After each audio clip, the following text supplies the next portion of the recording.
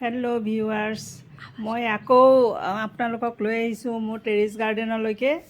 মোৰ এয়া দেখিছে নহয়, এইটো মধুৰিআমৰ গছ হয়। এইডাল মই আজি 2 বছৰ আগতেই আনি ৰুইছিলোঁ, পিছে গছডালত ফল লগা নাই আৰু টবটোও সৰু হৈছে যেন লাগিছে আৰু চাগে সাৰো নাই। সেইকাৰণে মই ভাবিছোঁ টবটো এতিয়া এক্সচেঞ্জ কৰি ডাঙৰ টব এটাত বহাই দিম।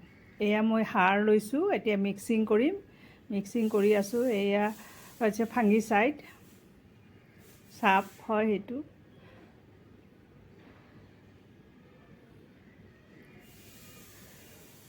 ফাংগিচাইডৰ লগত মই অলপ এপছন চল্টো লৈছোঁ।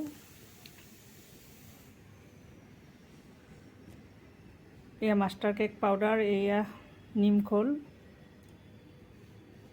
এয়া এক্সেল পাউডাৰ, এয়া গোবৰ সাৰ। এই সকলো মই মিক্সিং কৰিছোঁ। এতিয়া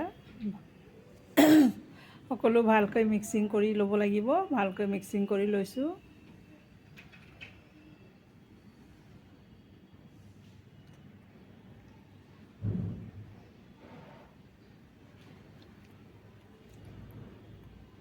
এতিয়া মই গোবৰ সাৰৰ লগত মাটিখিনি মিলাই দিম। গোবৰ সাৰখিনিত অলপ কেঁচু থকাৰ নিচিনা লাগিছে, কেঁচু আছে এটা দুটা, সেইকাৰণে মানে তলত নমাই লোৱা নাই।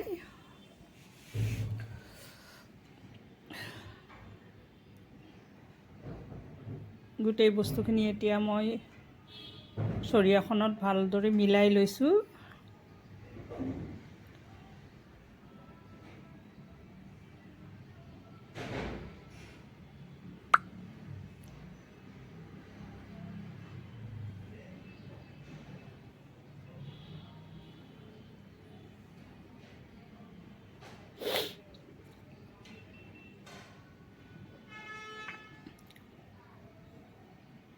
এতিয়া প্ৰায় মিলোৱা হৈ গ'ল মোৰ।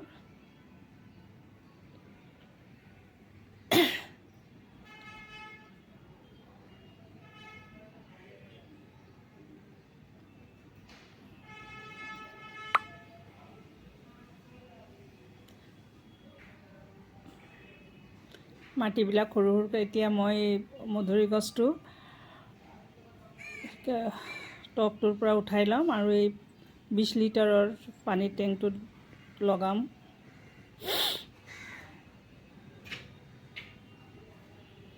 মাটিখিনি লাহে লাহে চাৰিওফালে খুন্দি উলিয়াই লৈছোঁ। এনেকৈ উলিয়াব লাগিব।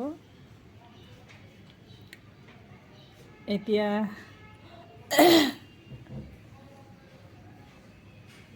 টবটো মোৰ সৰু হৈছিলে, সেইকাৰণেই চাগে মধুৰিআম লগা নাই। আৰু মাটিত একেবাৰে দেখিছেনে সাৰ নাই, সেইকাৰণেই চাগে মধুৰিআম লগা নাই। এতিয়া মই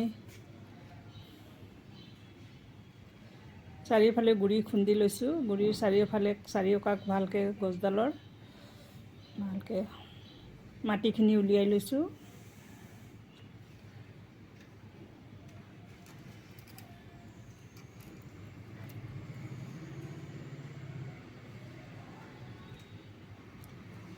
এনেকুৱা চাৰিওকাষটো আগতে মাটিখিনি উলিয়াই ল'ব লাগিব, নহ'লে গছডালৰ শিপাবিলাকৰ কাৰণে গছডাল ওলাবলৈ দিগদাৰ হ'ব। সেয়া গছডাল উলিয়াই ল'লোঁ মই। এতিয়া দেখিছেনে একেবাৰে সাৰ নাইকিয়া হৈ গৈছে মাটিত। টবটো সৰু হৈছে, মাটিত সাৰো নাই। সেইকাৰণে এতিয়া মই কাঁচিৰে অলপ কাটি লৈছোঁ গছৰ শিপা, মৰা শিপাবিলাক।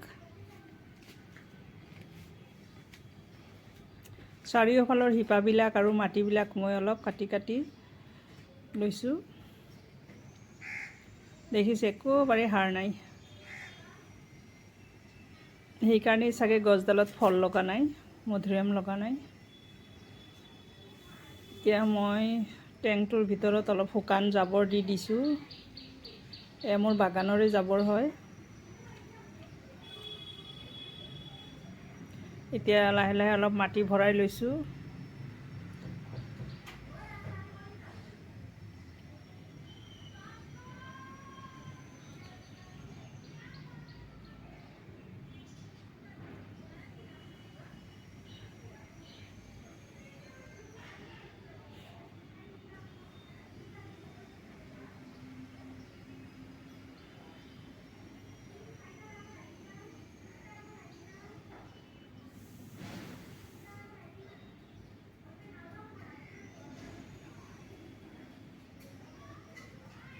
গছডালৰ 4 ইঞ্চিৰ ভিতৰত 4 ইঞ্চি অকণমান খালী ৰাখিব লাগিব। আকৌ সাৰ চাৰ দিবলৈ লাগে যে, সেইকাৰণে এতিয়া মই চাৰিওফালে মাটি দিছোঁ।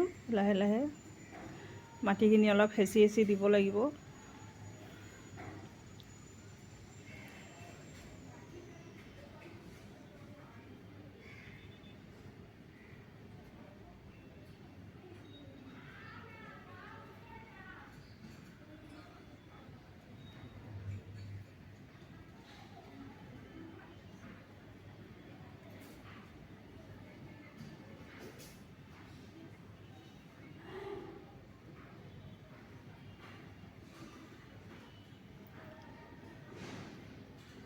মাটিখিনি খুচি দিছোঁ, নহ'লে ফাক থাকিলে তাতে ইয়াৰ সোমাব, গছডাল মৰি যোৱাৰ চান্স থাকে তেতিয়া।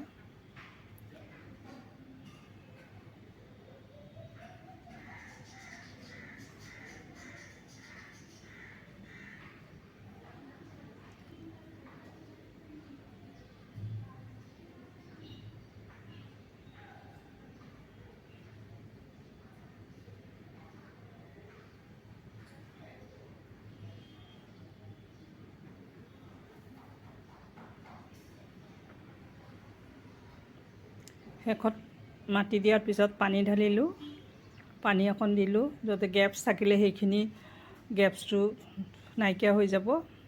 আপোনালোকে মোৰ ভিডিঅ'টো চাই ভাল লাগিলে লাইক কৰিব, শ্বেয়াৰ কৰিব, কমেণ্ট কৰিব, ছাবস্ক্ৰাইবো কৰিব। শেষত আপোনালোকলৈ অশেষ ধন্যবাদ থাকিল। ধন্যবাদ।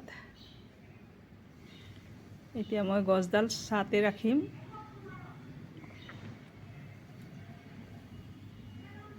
আগত ইয়াৰ ফল লাগিলে আপোনালোকক মই দেখুৱাম।